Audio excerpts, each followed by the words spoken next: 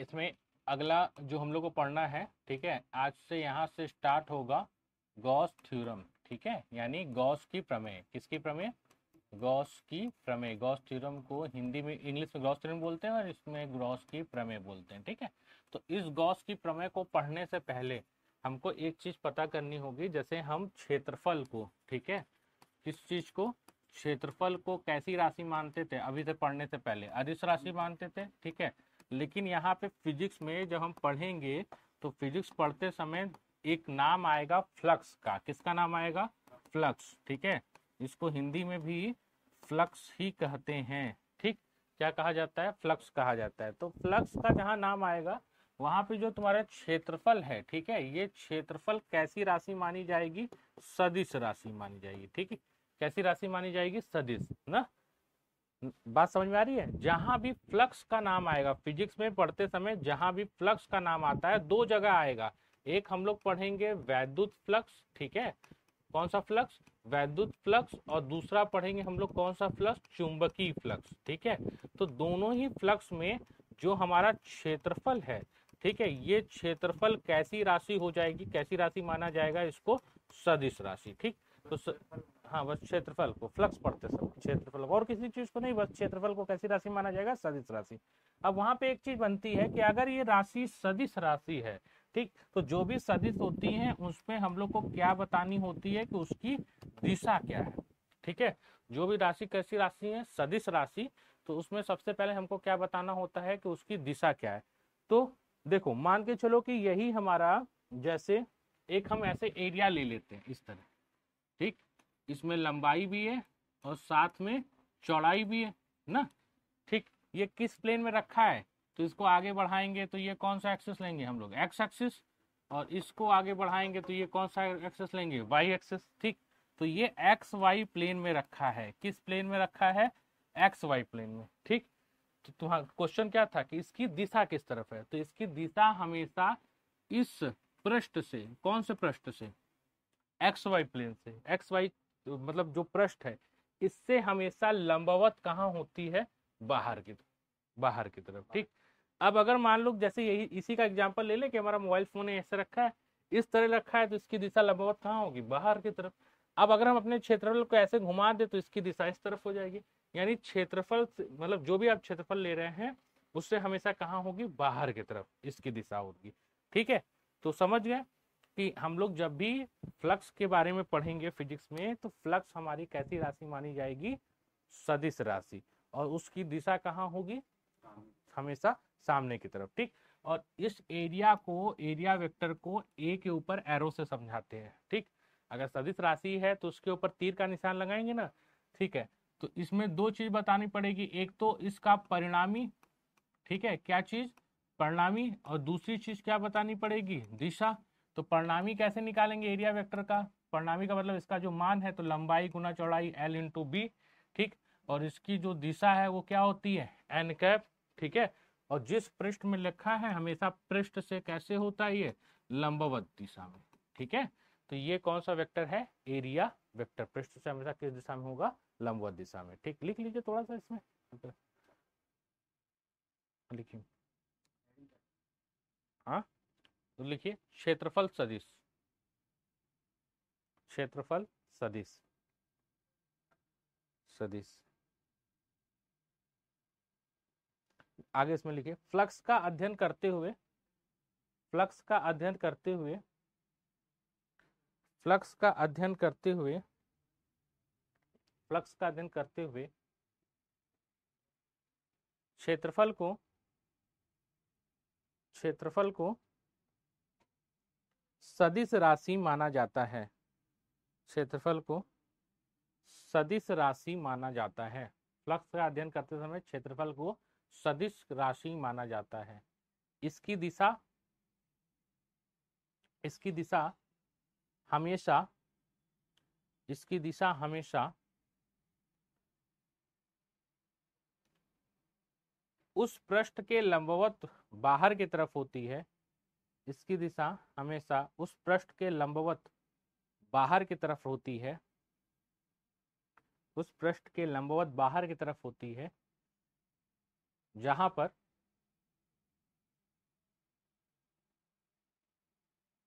यह क्षेत्रफल स्थित होता है, जहां पर यह क्षेत्रफल स्थित होता है। क्षेत्रफल सदिश को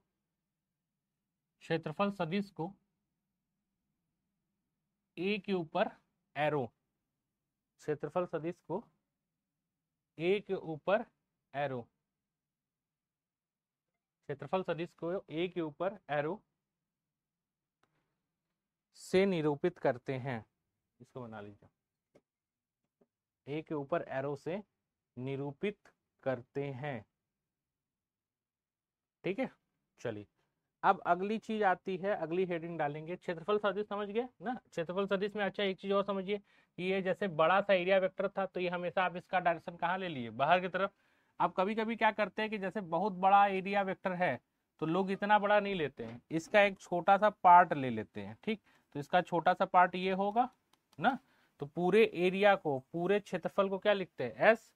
तो छोटे से मतलब छोटे से हिस्से को ये क्या लिखते हैं? डीएस। और इसकी दिशा हमेशा लंबवत कहाँ होती है? बाहर की तरफ। यानी अगर हम इसको देखें तो इसकी दिशा इस तरफ बाहर की तरफ होगी। ठीक है, तो इसको डीएस के ऊपर ऐसे वेक्टर साइन के साथ दिखाया जाएगा। ए से निरूपित करेंगे तो इसको डी ए, मतलब दोनों के सिंबल के साथ, कुछ बुक में होता है, किसी बुक में एस के साथ निरूपित करते हैं, किसी बुक में ए के साथ, तो घबराना नहीं उसमें। ठीक है, अब अगर हल्का से इसको तिरछा रख लिया, ऐसे रख लिया ना, तो इसकी जो छोटा सा हम लोग इसका सेक्शन लेंगे, छोटा सा पार्ट लेंगे, छोटा सा भाग लेंगे, तो अब इसकी दिशा इस तरफ है, तो पूरे सदिश की दिशा इधर थी, तो आप छोटा सा लिए हैं तो छोटे से एरिया को क्या लिखेंगे? डीएस, और इसके ऊपर डीएस वेक्टर ऐसे दिखाएंगे। ठीक, यहाँ तक समझ में आया? कोई दिक्कत? ठीक है, अब आता है, अब यहाँ से शुरुआत होती है हमारी, एक चीज हमको पढ़ना है फ्लक्स के बारे में। किसके बारे में? फ्लक्स के बारे में। ठीक, तो यहाँ से हेडिंग डालेंगे, किसके बारे में पढ़ेंगे? फ्लक्स के बारे में। ठीक है, कि फ्लक्स किस चीज को कहते हैं? फ्लक्स। ठीक है, तो फ्लक्स क्या होता है? देखिए मान लीजिए कि आपके पास एक क्षेत्रफल सदिश है।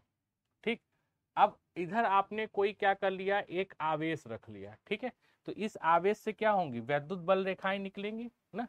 उन वैद्युत बल रेखाओं की दिशा कैसी होगी? इधर आवेश से, क्योंकि धनात्मक आवेश आपने माना है, तो वैद्युत बल रेखाओं की दिशा हमेशा धनात्मक आवेश से किस तरफ होगी? बाहर की तरफ होगी। ठीक, तो अब यहाँ पे देखिए कि इस क्षेत्रफल से, ध्यान से सुनिए कि इस क्षेत्रफल से कितनी लाइन पास हो रही है? 1 2 3। ठीक, अब अगर लेकिन इसी क्षेत्रफल सदिश को हम थोड़ा सा इधर ले आए और इस तरफ ले आए, मतलब ये जो बना था इसको थोड़ा सा इधर बना देते हैं। ठीक है, तो अब यहां से देख रहे हैं और ज्यादा वैद्युत बल रेखाएं इससे होके गुजर रही हैं। ठीक, तो किसी क्षेत्रफल सदिश से जितनी वैद्युत बल रेखाएं समांतर दिशा में, किस दिशा में? समांतर दिशा में होके गुजरती हैं, उसी चीज को हम लोग क्या बोलते हैं? फ्लक्स बोलते हैं। क्योंकि ये जो फ्लक्स है वो विद्युत बल रेखाओं से बन रहा है। किससे बन रहा है? विद्युत बल रेखाओं से बन रहा है, इसलिए इस फ्लक्स का मान दिया जाता है, इसको बोला जाता है विद्युतीय फ्लक्स। ठीक है, कौन सा फ्लक्स? विद्युतीय फ्लक्स या विद्युत फ्लक्स। क्या कहा जाएगा इसको? तो इसको कहा जाएगा वैद्युत फ्लक्स। ठीक है, क्या कहा जाएगा इसको? वैद्युत फ्लक्स। ठीक है, समझ में आया कि जो जितनी भी वैद्युत बल रेखाएं किसी क्षेत्रफल सदिश से होकर गुजरती हैं, जैसे यहाँ 1 2 3, तो फ्लक्स का मान कितना होगा? 3। अब हम इसी एरिया क्षेत्रफल सदिश को इधर बैठा दिए, तो यहाँ कई सारी और वैद्युत बल रेखाएं होके पास हो रही हैं। ठीक है, तो जितनी संख्याओं में वैद्युत बल रेखाएं किसी क्षेत्रफल सदिश से होके गुजरती हैं, किस दिशा में? समांतर दिशा में। ठीक है, तो उसी को हम लोग क्या बोलते हैं? फ्लक्स बोलते हैं। ठीक, अब यहाँ पे एक चीज ध्यान से देखिए, मान के चलिए कि हम एक साथ पूरा नहीं लेते, हम ये ले लेते हैं कि इस एरिया क्षेत्रफल का छोटा सा पार्ट ले लेते हैं। ठीक, तो क्षेत्रफल की दिशा मान के चलिए कि इधर है डीएस। ठीक है, और वैद्युत बल रेखाएं इधर पास हो रही है, इनके बीच एंगल कितना है? थीटा ना। तो ये कैसी राशि है? डीएस कैसी राशि है? सदिश राशि है। तो सदिश राशि को हम घटकों में वियोजित कर सकते हैं, घटक मतलब अलग अलग तोड़ सकते हैं। ठीक है, तो इसका एक घटक इस दिशा में आएगा क्या? डीएस का कौन सा? डीएस कॉस थीटा, क्योंकि थीटा डायरेक्ट अटैच है। और दूसरा घटक कहाँ जाएगा? ऊपर की तरफ, कौन सा? DS sine theta. ठीक, तो हमको कौन सा घटक लेना है, जो विद्युत बल रेखाओं के समांतर जा रहा है, यानी कौन सा, ds cos थीटा। ठीक है, तो फ्लक्स को किससे निरूपित करते हैं, फाई से।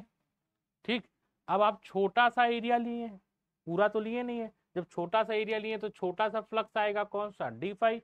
डी फाई का मान क्या होगा, वैद्युत बल रेखाओं का मान ई इंटू क्या, डी एस कॉस थीटा। बड़ा लिए रहते ds पाई रहता था। तो और बड़ा, हाँ पूरा ले लेते तो यहाँ पे ds हो जा एस हो जाता। ठीक है, पाई के पास फाई, हाँ तो इस पाई डी फाई की जगह पूरा फाई लेते हैं ऐसे।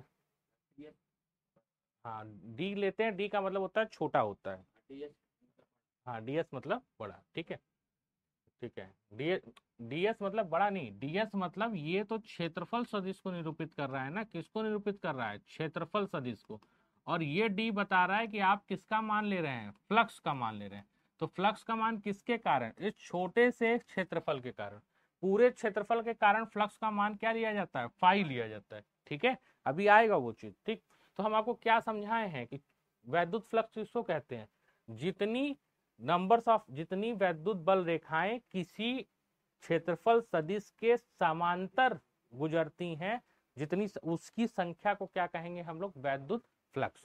ठीक है, तो वैद्युत फ्लक्स इसको बोलेंगे, हाँ जितनी चुंबकीय क्षेत्र रेखाएं, हाँ क्षेत्रफल सदिश के समांतर होके पास होती हैं, उसकी संख्या को क्या कहा जाता है, वैद्युत फ्लक्स। तो संख्या कैसे निकालेंगे भाई, हर बार तो गिनेंगे थोड़ी ना, ये तो एग्जाम्पल में तुमको 3 बना दिए ना, लेकिन क्या इतनी विद्युत बल रेखाएं होती, बहुत सारी होती हैं, तो जिनको गिन पाना पॉसिबल नहीं है, तो उसको हम कैसे निकालते हैं, तो हम छोटा सा मान लेते हैं कि छोटा सा क्षेत्रफल ds है, तो इसकी वजह से छोटा सा फ्लक्स कितना आएगा, डी फाई।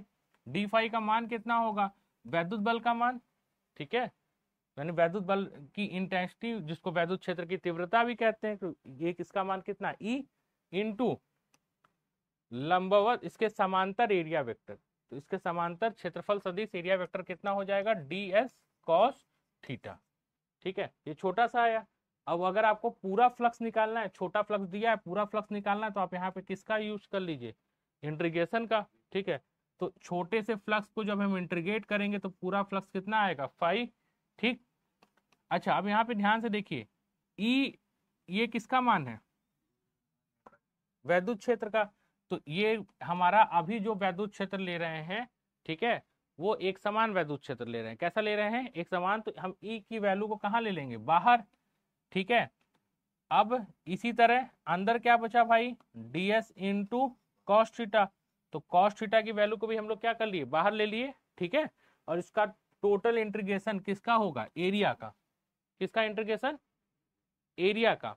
तो टोटल इंटीग्रेशन एरिया का आप करेंगे तो total flux E is equal to, ठीक है, टोटल एरिया या तो एस से लिख लीजिए या तो ए से, इनटू क्या हो जाएगा भाई, कॉस थीटा। ठीक है, या कभी कहीं बुक में हम लोग इसी तरह इसको छोड़ देते हैं कि total flux pi is equal to E whole integration of d A मतलब डी और डी एस एक ही चीज है, एरिया वेक्टर को रिप्रेजेंट करता है, डी ए इंटू क्या, कॉस थीटा। ठीक, तो ये किसका मान हो गया, फ्लक्स का। ठीक है, अब इंटीग्रेट करने का मतलब है कि छोटा छोटा एरिया जोड़ के टोटल एरिया जोड़ दीजिए, तो जब टोटल एरिया आप निकालेंगे तो यहाँ से फ्लक्स का मान क्या हो जाएगा, फाई इज इक्वल टू ई, पूरा अब छोटा छोटा पूरा एरिया जोड़ दिए तो पूरा एरिया कितना हो गया, ए इंटू कितना, कॉस थीटा। ठीक, अच्छा ये कैसी राशि है, सदिश, और ये कैसी राशि है, सदिश, लेकिन दो सदिशों का गुणनफल कैसा आ रहा है, अदिश आ रहा है। तो ये कैसा, सदिशों का कौन सा गुणनफल है, अदिश गुणनफल, तो इनके बीच में कैसा प्रोडक्ट लगता है, ई डॉट ए। ठीक है, ई डॉट ए का मतलब ये ई कॉस थीटा है। तो फ्लक्स का मान कितना आ गया, फ्लक्स को कैसे कैलकुलेट करेंगे, ई डॉट ए से। ठीक है, यानी चुंबकीय क्षेत्र की तीव्रता और एरिया वेक्टर के मान का गुणनफल करने पे हमको क्या होता है, फ्लक्स। लेकिन फ्लक्स की परिभाषा कैसी है, ठीक है, कि जितनी चुंबकीय क्षेत्र रेखाओं की संख्या, ठीक है, हमारे क्षेत्रफल सदिश के समांतर होकर गुजरती है, उसी को हम लोग कौन सा फ्लक्स कहते हैं, चुंबकीय नाम नहीं बोला, वैद्युत फ्लक्स पढ़ रहे हैं ना।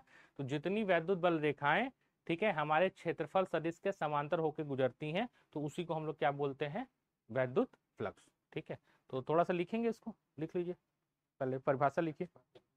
हाँ, वैद्युत फ्लक्स।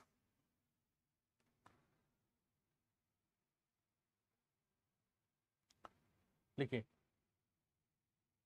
वैद्युत बल रेखाओं की संख्या, वैद्युत बल रेखाओं की संख्या, रेखाओं की संख्या, वैद्युत बल रेखाओं की संख्या जो क्षेत्रफल सदिश के, क्षेत्रफल सदिश के समांतर होकर गुजरती हैं, वैद्युत बल रेखाओं की संख्या जो क्षेत्रफल सदिश के समांतर होकर गुजरती हैं, समांतर होकर गुजरती हैं, इन्हें इन्हें वैद्युत फ्लक्स कहा जाता है, इन्हें वैद्युत फ्लक्स कहा जाता है। वैद्युत फ्लक्स को, वैद्युत फ्लक्स को, वैद्युत फ्लक्स को पाई के, वैद्युत फ्लक्स को फाई से, ये देखो फाई बना लो ऐसे, वैद्युत फ्लक्स को फाई से निरूपित किया जाता है, निरूपित किया जाता है। यह एक अदिश राशि है, यह एक अदिश राशि है। अभी आप क्या करेंगे, पूरा इसको एक बार लिख लीजिए, ठीक है। हाँ, अभी अब हम लोग हमेशा जिसका यूज करेंगे, देखो क्वेश्चन पे जिस फॉर्मूले का यूज करेंगे तो फ्लक्स का ये फॉर्मूला लिखा जाएगा, pi is equal to whole integration of, ठीक है, क्या लिखा है इसको, क्या बोलते हैं, होल इंटीग्रेशन। होल इंटीग्रेशन मतलब सबको जोड़ देना, whole integration of E dot d A, ठीक है, क्या E dot d A cos theta, ठीक है। अब अगर इनका कॉस थीटा हटाना है तो इसको इस तरह भी कुछ कुछ बुक में लिखा जाता है, phi is equal to whole integration of, cos theta हटाएंगे तो इसको वेक्टर फॉर्म पे लिखते हैं, तो ई डॉट क्या लिखते हैं, डी ए लिखते हैं, ठीक। अब तुम्हारा यहाँ से दो केस बन सकता है, पहला केस ना, ये फॉर्मूला जैसे आ गया ना कि phi is equal to whole integration of E dot क्या हो गया, डी ए हो गया, किस रूप में लिखा है, सदिश रूप में। अब ये जो हमारा जो वैद्युत क्षेत्र है वो दो, मतलब वैद्युत क्षेत्र की तीव्रता ही है ना ये, तो ये दो तरह से हो सकती है। अगर हमारा वैद्युत क्षेत्र एक समान वैद्युत क्षेत्र है, कैसा वैद्युत क्षेत्र है, एक समान, ठीक, एक समान, एक समान का मतलब उसका मान बदल नहीं रहा है, दूरी के साथ या समय के साथ मान बदलेगा नहीं, ठीक है, समझ में आता है ना, ठीक। तो एक समान वैद्युत क्षेत्र है, और दूसरा अगर एक समान वैद्युत क्षेत्र है तो ये ई निकल के इंटीग्रेशन के कहाँ चला आता है, बाहर चला जाता है, तब इस फ्लक्स का फॉर्मूला क्या हो जाएगा, फाई इज इक्वल टू ई बाहर आ जाएगा, और होल इंटीग्रेशन ऑफ हम लोग क्या लिखेंगे, डी ए लिखेंगे। दोनों को सदिश रूप में ही लिखते हैं, लेकिन अगर एक समान है तो ये निकल के बाहर निकल जाता है, ठीक। अब अगर दूसरा केस बनता है कि ये हमारा वैद्युत क्षेत्र असमान है, ठीक है, कैसा है, असमान, ठीक। तो असमान होगा मतलब कि ये दूरी के साथ, जो वैद्युत क्षेत्र की तीव्रता है वो किसके साथ, दूरी के साथ या समय के साथ क्या जाएगी, बदल जाएगी ये ना, तो बदल जाएगी, तो जब बदलेगी तो इसको इंटीग्रेशन के बाहर हम लोग नहीं निकालते, तब हमारा फ्लक्स का फॉर्मूला क्या हो जाएगा, phi is equal to whole integration of E into d A, ये ई अंदर ही रहेगा अगर ये कैसा है, असमान है, ठीक, समझ में आ गया। अच्छा, फ्लक्स का जो मान देखो, फ्लक्स का जो तुम्हारे पास फॉर्मूला आया है, ये वाला फॉर्मूला हर जगह लगभग लगभग यही यूज होगा, ठीक है। तो जो फ्लक्स का मान आया है, flux phi is equal to E A into cos theta, इसका मतलब समझ रहे हो कि फ्लक्स का मान वैद्युत क्षेत्र की तीव्रता पे तो निर्भर करेगा ही, अच्छा, एरिया वेक्टर यानी क्षेत्रफल पे भी निर्भर करेगा, साथ में किस पे निर्भर करेगा, कॉस थीटा पे, ठीक, साथ में किस पे निर्भर करेगा, कॉस थीटा पे। अब अगर तुम्हारा कॉस थीटा का मान, या सीधे कॉस थीटा लिखे, कहें थीटा का मान 0 डिग्री है, कितने डिग्री है, 0 ना, तो यहाँ 0 रख के देखो, कॉस 0 की वैल्यू कितनी होती है, 1, तो उतने समय तुम्हारा फ्लक्स का जो मान होगा, ये मान तुम्हारा क्या हो जाएगा, मैक्सिमम हो जाएगा, कैसा होगा, मैक्सिमम, ठीक।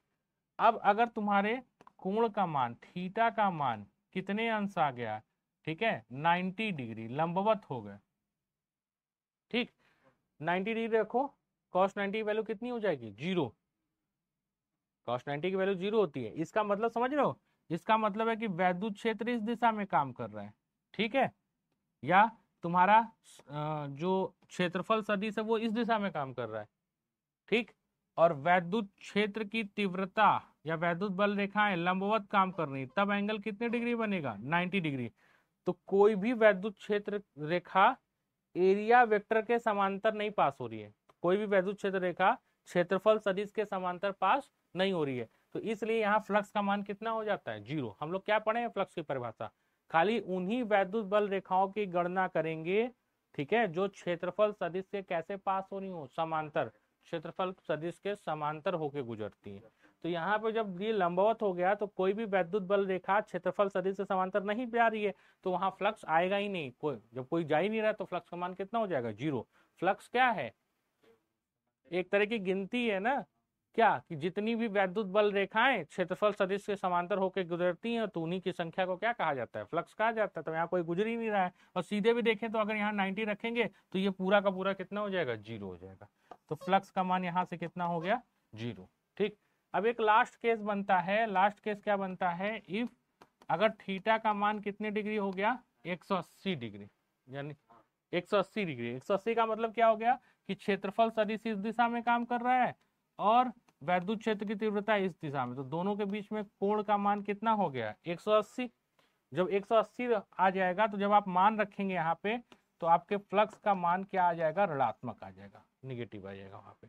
तो फ्लक्स का मान किन किन बातों पे डिपेंड करता है बच्चा, एक तो हाँ वैद्युत क्षेत्र की तीव्रता पे डिपेंड करेगा, निर्भर करेगा, दूसरा किस पे निर्भर करेगा, क्षेत्रफल सदिश पे निर्भर करेगा, और साथ में किस पे निर्भर करेगा, हाँ कॉस थीटा, ठीक है, समझ में आया। चलिए आगे चलें, ठीक। तो ये फ्लक्स की परिभाषा हो गई, फ्लक्स क्या होता है समझ गए, फ्लक्स समझ गए अच्छे से, ठीक है। किसको बोलते हैं फ्लक्स, क्या समझाएंगे, कैसे समझाएंगे कि जितनी भी वैद्युत बल रेखाएं क्षेत्रफल सदिश के समांतर होकर गुजरती हैं उन्हीं को क्या कहा जाता है, वैद्युत फ्लक्स कहा जाता है, ठीक है। बस अब तो क्लियर हो गया, ठीक। अब इसके बाद हमारा आता है गॉस थ्योरम, क्या चीज, गॉस थ्योरम, जो हम ये पढ़ चुके हैं तो गॉस थ्योरम पढ़ेंगे, ठीक है। गॉस थ्योरम एक तरह से फ्लक्स निकालने का फॉर्मूला ही है, क्या किसका फॉर्मूला है, फ्लक्स निकालने का, हाँ ठीक है। गॉस थ्योरम कुछ है नहीं, गॉस थ्योरम जैसे फ्लक्स का ये परिभाषा में पढ़ ली ना, तो वो भी एक तरह का फॉर्मूला बता रहे हैं कि वो अपना फॉर्मूला बनाए थे फ्लक्स निकालने का, ठीक। अब उनसे कोई कहा कि मान के चलिए कि आप एक आवेश ले लेते हैं Q, ठीक है। अब इस आवेश से r दूरी पे, कितनी दूरी पे, r दूरी पे कोई एक बिंदु ले लेते हैं, ठीक। तो ये क्या कहे कि r दूरी पे अकेला बिंदु ये थोड़ी ना मिलेगा, जैसे अगर हम कहें कि हम r दूरी पे यहां से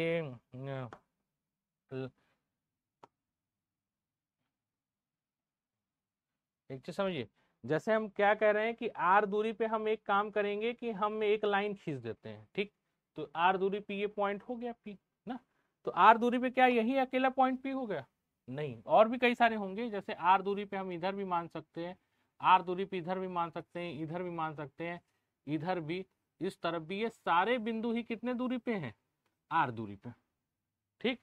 और जब आप इनको मिलाएंगे तो एक तरह का एक पूरा क्षेत्रफल बन जाएगा, इसको पृष्ठीय क्षेत्रफल कहते हैं। कौन सा क्षेत्रफल, पृष्ठीय क्षेत्रफल। इस तरह समझेंगे, जैसे समझिए कि इसी बिंदु पे आवेश को रख लिए, r दूरी पे एक बिंदु ये है, इतनी दूरी r मान लिए, तो r दूरी पे अकेला बिंदु ये थोड़ी ना होगा, ये भी कितनी दूरी पे होगा, r, ऊपर भी कितना r, इधर भी r, नीचे भी r।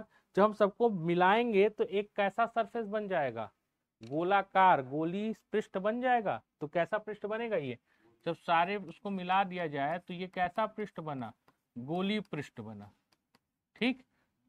तो अब ये क्या कह रहे हैं कि इस गोली पृष्ठ को, जैसे ये गोली पृष्ठ बना, ठीक है, तो इसको ये बोलते हैं कि ये गॉसी, इसको इंग्लिश में बोला जाता है गॉसियन सरफेस। क्या कहा जाता है, गॉसियन सरफेस। क्या कहा जाता है, गॉसियन सरफेस, ठीक है। हिंदी में क्या बोलेंगे इसको, गॉसीय क्षेत्रफल।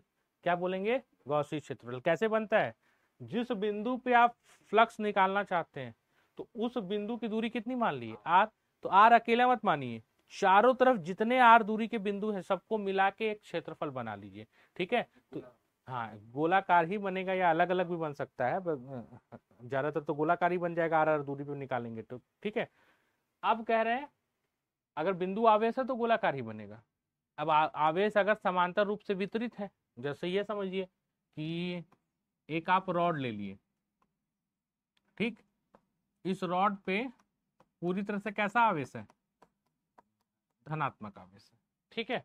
तो अब बोला जा रहा है कि इससे आर दूरी पे, तो आर दूरी मान लीजिए यहां मान लिया, तो ये बिंदु आएगा, फिर थोड़ा सा नीचे ये भी आर दूरी पे आएगा। जैसे मान के चले कि ये आपने निकाल लिया कि यहां से यहां तक आर दूरी पे, तो अकेला बिंदु थोड़ी ना होगा आर दूरी पे।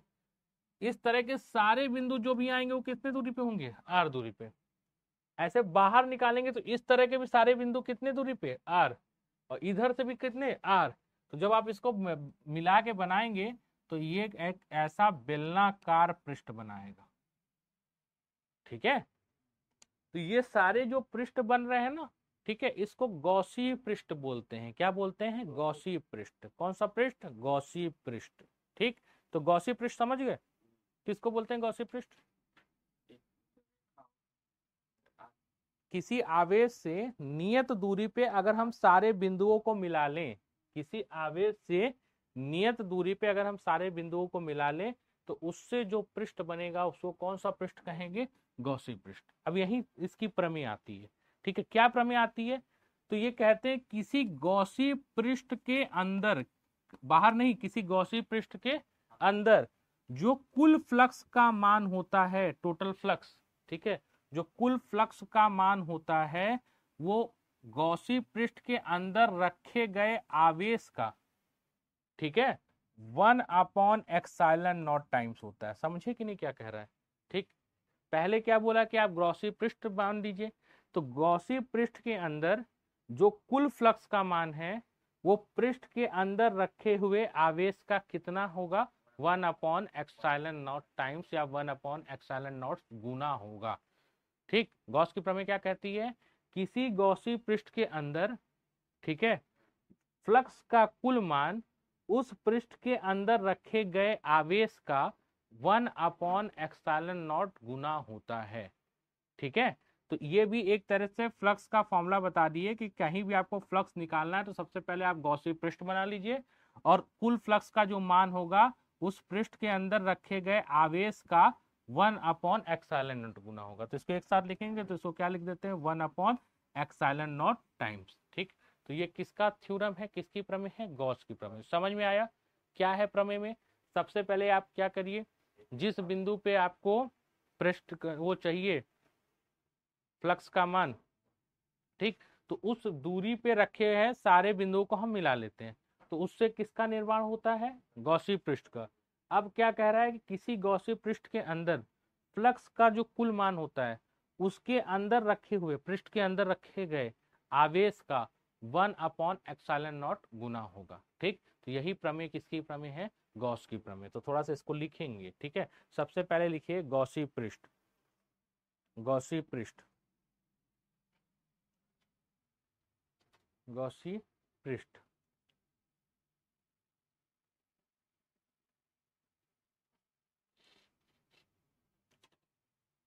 गॉसी पृष्ठ लिखिए। किसी बिंदु आवेश,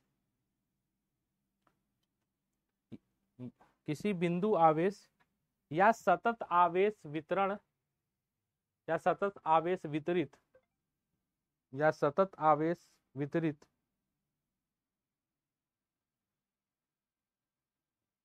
सतत आवेश वितरित वस्तु से नियत दूरी पर, वस्तु से नियत दूरी पर रखे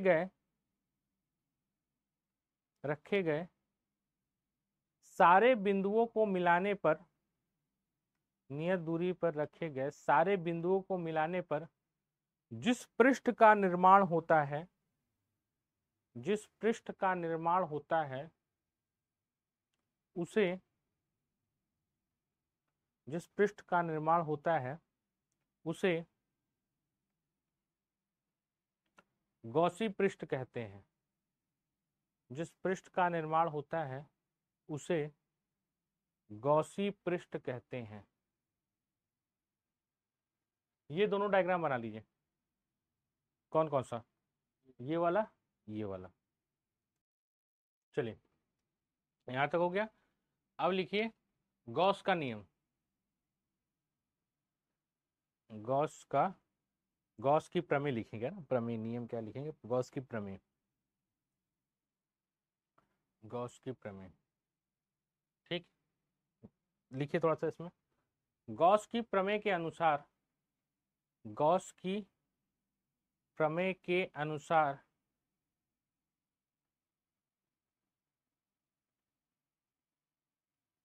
किसी भी गॉसी पृष्ठ के कारण, किसी भी गॉसी पृष्ठ के कारण, गॉस की प्रमेय के अनुसार किसी भी गॉसी पृष्ठ के कारण उत्पन्न कुल फ्लक्स का मान किसी भी गॉसी पृष्ठ के कारण उत्पन्न कुल फ्लक्स का मान, कुल फ्लक्स का मान, कुल फ्लक्स का मान पृष्ठ के अंदर रखे गए, पृष्ठ के अंदर रखे गए, पृष्ठ के अंदर रखे गए कुल आवेश का, कुल आवेश का, कुल आवेश का 1/ε0 गुना होता है। 1/ε0, ε0 ऐसे लिखेंगे, 1/ε0 गुना होता है, 1/ε0 गुना होता है। ठीक है, अब ये लिखिए, इसको, इन दोनों को लिख लीजिए। अब यहां तक ये लिख लीजिए इस चीज को। ठीक है, कि गॉस, किसी भी गॉसी पृष्ठ के अंदर जो कुल फ्लक्स का मान होता है, पृष्ठ के अंदर रखे गए कुल आवेश का कितना गुना हो जाएगा? 1/ε0 गुना हो जाएगा। इसका मतलब समझिए क्या है, कि जैसे मान के चले कि आपको ये एक गॉसी पृष्ठ बना लिया गया। ठीक, ध्यान से देखिए कि क्या बना लिया गया? गॉसी पृष्ठ। अब इसके अंदर कई सारे आवेश रखे हैं, जैसे Q1 है 2 कूलम का, Q2 है -5 कूलम का। ठीक है, तीसरा आवेश है Q3 10 कूलम का ना, चौथा आवेश है Q4, ये भी है 3 कूलम का ना। तो अब बोला जा रहा है कि इस गॉसी पृष्ठ के अंदर कुल फ्लक्स का मान कितना होगा। तो हम याद रखेंगे कि जो कुल फ्लक्स का मान होता है वो कितना होता है? 1/ε0 टाइम्स ऑफ टोटल चार्ज। ठीक है, क्या होता है? 1/ε0 टाइम्स ऑफ टोटल चार्ज, कुल आवेश का 1/ε0 गुना होता है। तो अगर हमको फ्लक्स का मान निकालना है तो 1/ε0 हम रहने देते हैं, पहले कुल आवेश का मान निकालते हैं। तो कुल आवेश का मान निकलेगा कैसे? Q1 plus Q2 plus Q3 plus Q4 सबको जोड़ देंगे।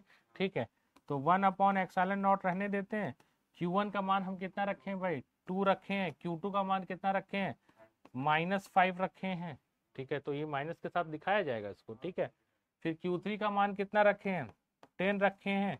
और Q4 का मान कितना रखे हैं? 3 रखे हैं।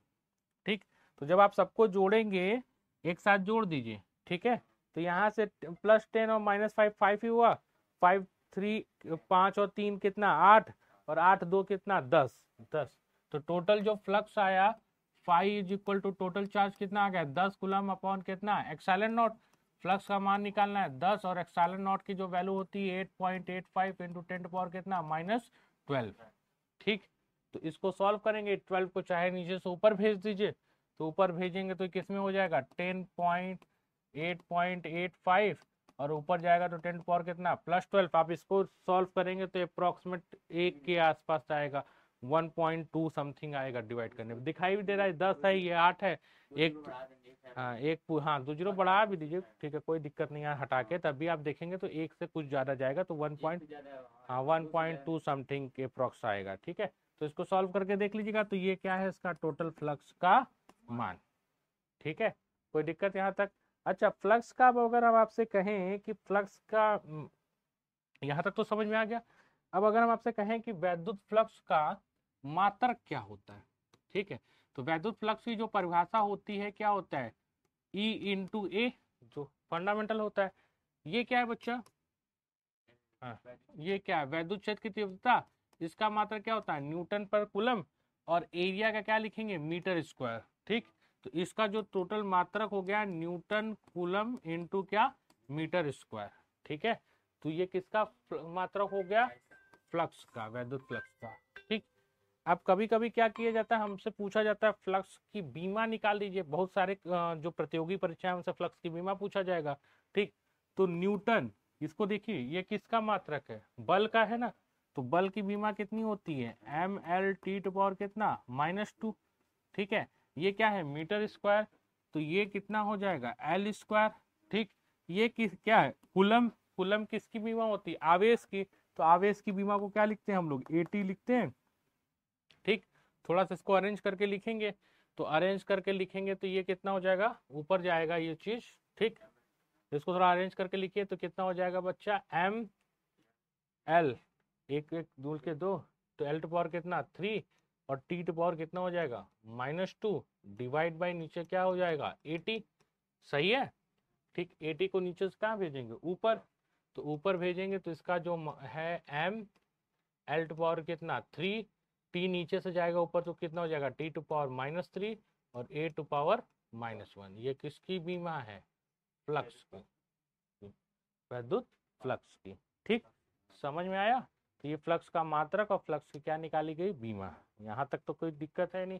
तो ये तो नोट्स में मिल जाएगा, इसको कर लेंगे, आगे चलें हम लोग। ठीक है, अब अगला, ठीक, अगला गॉस, अब आप एक चीज पढ़ चुके हैं, एक फ्लक्स निकालने का फॉर्मूला पढ़े, पहला वाला जो फॉर्मूला है क्या, कि फ्लक्स का कुल जो मान होता है होल इंटीग्रेशन ऑफ कितनी वैल्यू होती है E.A, फ्लक्स के उससे जो परिभाषा है, हाँ लिखेंगे, लिख वेक्टर तोड़ दो, कॉस थीटा लिख लो, क्या फर्क पड़ता है, हम तो अभी वेक्टर के रूप में लिख रहे हैं। ठीक है, तुम अगर वेक्टर हटाना चाहते हो तो कॉस थीटा वहां पे लिखो। ठीक, अच्छा, अगर हमारा ये वैद्युत क्षेत्र एक समान वैद्युत क्षेत्र है, कैसा वैद्युत क्षेत्र है, एक समान है, तो हम कुल फ्लक्स का मान जो आता है ई बाहर चला आता है, होल इंटीग्रेशन ऑफ क्या हो जाता है DA, ऐसे सदिश के रूप में। ठीक, तो ये जो फ्लक्स का मान आया वो किसके अनुसार आया, फ्लक्स की परिभाषा के अनुसार, तो इसको हम लोग फर्स्ट इक्वेशन मान लेते हैं।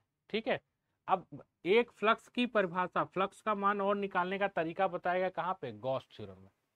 ठीक, किसमें, एक तो फ्लक्स ऐसे निकल सकता है, और गॉस थ्योरम से भी फ्लक्स निकालने का बताया गया, तो गॉस थ्योरम से फ्लक्स निकालने का क्या बताया गया फॉर्मूला, कि जो कुल आवेश है किसके गॉसी पृष्ठ के अंदर, उसका कितना कर दीजिए 1/ε0 टाइम। तो ये भी किसका मान हो गया, ये भी फ्लक्स का मान आया और ये भी फ्लक्स का, दोनों ही फ्लक्स के मान है ना। तो अगर दोनों का लेफ्ट हैंड साइड बराबर है तो दोनों का राइट हैंड साइड भी बराबर होना चाहिए, तो हम इसको इक्वेशन नंबर क्या मान लेते हैं, सेकंड मान लेते हैं, और लिखेंगे समीकरण और एक या दो, समीकरण 1 और 2 से, कि अगर इनका लेफ्ट हैंड साइड बराबर है तो राइट हैंड साइड भी क्या होना चाहिए, बराबर होना चाहिए। लेफ्ट हैंड साइड दोनों बराबर है तो राइट हैंड साइड भी क्या होना चाहिए, बराबर। तो हम राइट हैंड साइड बराबर कर दें किससे, इक्वेशन 1 2 से, तो यहाँ से इक्वेशन 1 से हमको क्या मिलेगा, ई होल इंटीग्रेशन ऑफ क्या मिलेगा DA, और इधर क्या मिलेगा Q/ε0। सही है, कोई दिक्कत यहाँ तक, चलिए इतना समझ में आया। ठीक है, तो ये एक नया फॉर्मूला बन गया और काफी इंपॉर्टेंट फॉर्मूला है जो हर बार हर क्वेश्चन में अब इसका यूज होगा। कौन सा, ई होल इंटीग्रेशन ऑफ DA, ठीक है, इज इक्वल टू किसके बराबर, Q/ε0। ठीक है, ये किसका किसका यूज करके बना है, इसका यूज बन करके बना है गॉस थ्योरम, ठीक है, और फ्लक्स का। ठीक, तो अब इससे हम लोग क्या करेंगे, इससे हम किसी भी वस्तु की वैद्युत क्षेत्र की तीव्रता बता सकते हैं। क्या बता सकते हैं, ये फॉर्मूला यूज होगा हमेशा क्या बताने के लिए, वैद्युत क्षेत्र की तीव्रता। अगर क्वेश्चन में लिखा हो कि गॉस प्रमेय से क्या करके, गॉस प्रमेय का उपयोग करके आप वैद्युत क्षेत्र की तीव्रता बता दीजिए, तो हमेशा इसी फॉर्मूले का उपयोग करेंगे। ठीक है, गॉस प्रमेय का उपयोग करके वैद्युत क्षेत्र की तीव्रता बता दीजिए तो हमेशा यही करेंगे। ठीक, तो लिखिए, हेडिंग डालिए, गॉस प्रमेय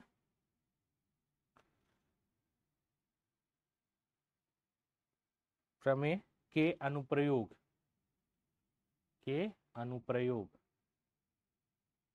गॉस प्रमेय के अनुप्रयोग। इसको नोट कर लीजिए पूरा।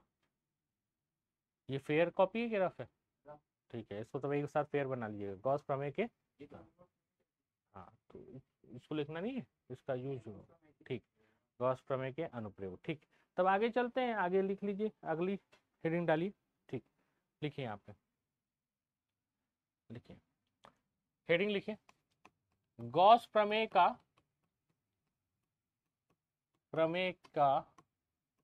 उपयोग करके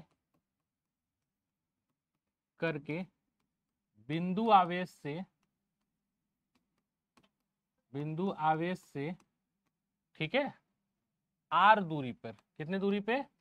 आर दूरी पर वैद्युत क्षेत्र की तीव्रता ज्ञात करना है। गॉस प्रमेय का उपयोग करके बिंदु आवेश से आर दूरी पर वैद्युत क्षेत्र की तीव्रता ज्ञात कीजिए।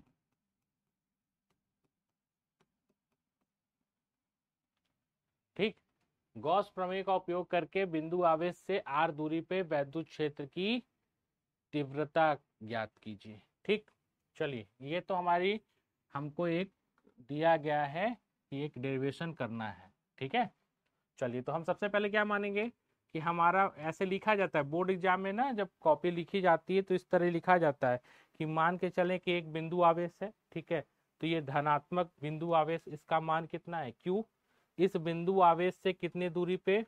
आर दूरी पे हमको वैद्युत क्षेत्र की तीव्रता ज्ञात करनी है। किसका उपयोग करके? हाँ, किसका उपयोग करके? तो यहाँ पे बोला है कि गॉस की प्रमेय का उपयोग करके आप वैद्युत क्षेत्र की तीव्रता ज्ञात कीजिए। तो जब भी आप गॉस की प्रमेय का उपयोग करेंगे तो सबसे पहला काम है, एकदम रट लीजिए इस चीज को, कि कभी भी गॉस की प्रमेय का उपयोग करना है तो सबसे पहले क्या बनाना है? गॉसीय पृष्ठ बनाना है। क्या बनाना है? तो गॉसीय पृष्ठ कैसे बनेगा? जैसे ये मान के चलिए आवेश है, इससे ये दूरी आर दूरी है, जैसे यहाँ बना दी आर दूरी ये है। ठीक, तो आर दूरी पे अकेला एक बिंदु ये थोड़ी ना होगा, नीचे भी होगा, ऊपर भी होगा, इस तरह होगा। जब आप सबको बना देंगे तो एक ऐसा गोली पृष्ठ बन जाएगा। आर दूरी पे सारे बिंदुओं को मिलाएंगे ना तो कैसा पृष्ठ बन जाएगा? गोली पृष्ठ। ठीक, अच्छा, अब एक चीज देखिए यहां से, अगर ये धनात्मक आवेश है, कैसा? तो इससे वैद्युत क्षेत्र रेखाएं निकलेंगी। किस तरफ निकलेंगे? ऐसे बाहर की तरफ निकलेंगे। तो हम एक साथ तो कर नहीं सकते। गॉसी पृष्ठ बन गया हमारा। कैसा गॉसी पृष्ठ बना? हाँ, तो गोलीय पृष्ठ। कैसा पृष्ठ बना? ये गोलीय पृष्ठ। ठीक है, और इसी को हम लोग कौन सा पृष्ठ कहेंगे? गॉस थ्योरम से बना तो गॉसी पृष्ठ। ठीक, कैसा बना? गॉसी पृष्ठ। तो ये किसकी दिशा है बच्चा? वैद्युत क्षेत्र रेखाओं की ना।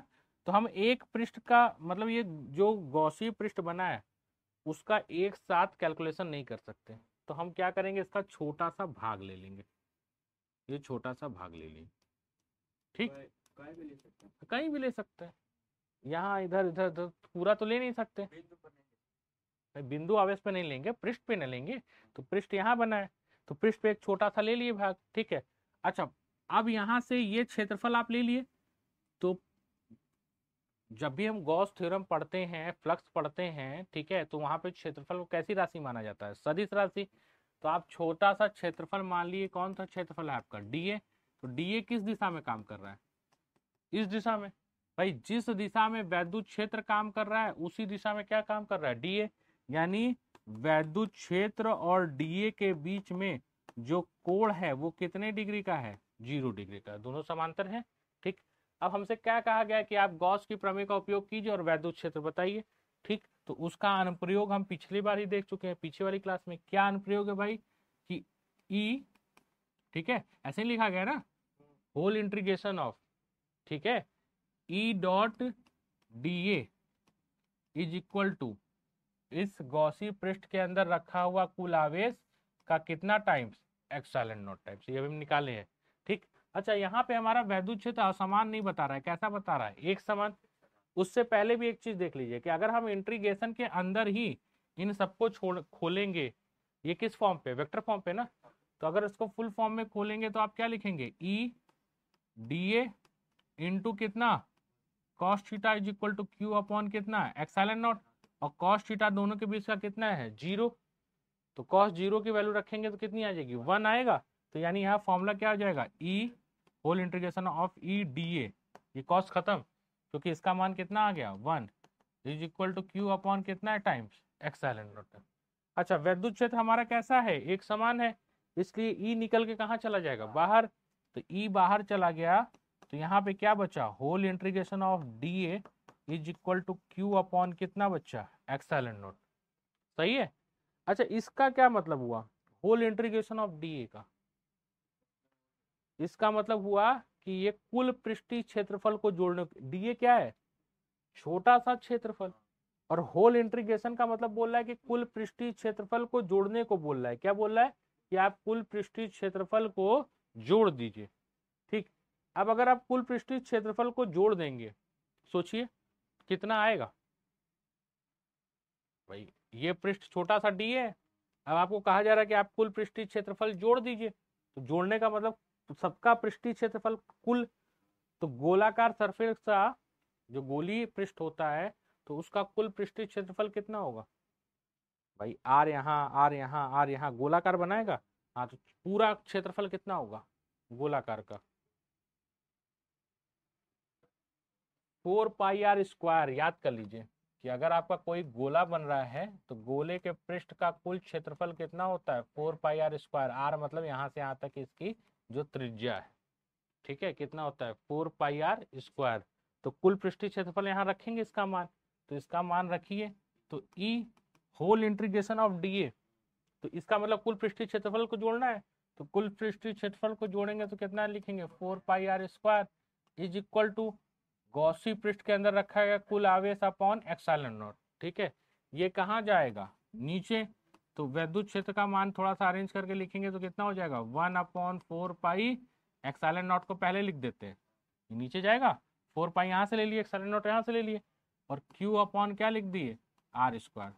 याद आया ये किसका मान है, वैद्युत क्षेत्र की तीव्रता बिंदु से कितने दूरी पे है, r दूरी पे है, इसी तरह निकालते थे हम लोग। तो देखिए वही गॉस थ्योरम से भी वही आ गया, तो मतलब गॉस थ्योरम का अनुप्रयोग ठीक है हमारा, सही है। ठीक है, कोई दिक्कत यहाँ तक समझ में आया, बस एकदम लास्ट तक हम लोग अपने फर्स्ट चैप्टर के आखिरी पड़ाव पे हैं, यहाँ तक आ गया है हमारा। ठीक है।